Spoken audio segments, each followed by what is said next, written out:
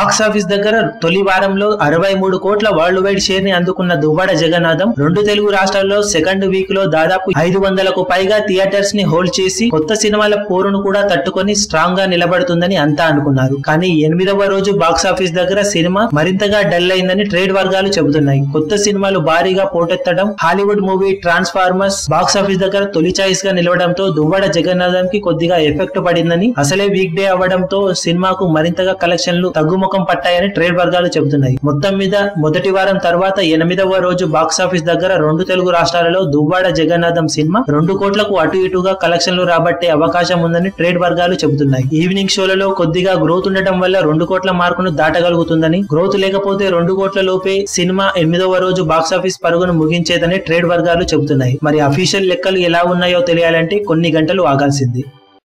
మీ అభిమాన హీరోలకు సంబంధించిన లేటెస్ట్ అప్డేట్స్ కోసం మా ఛానల్ ని సబ్స్క్రైబ్ చేసుకోండి. ఏ చిన్న అప్డేట్ ని మిస్ అవ్వకూడదు అనుకుంటే బెల్ ఐకాన్ ని ప్రెస్ చేయండి. లైక్, షేర్, కమెంట్ చేయడం మర్చిపోకండి.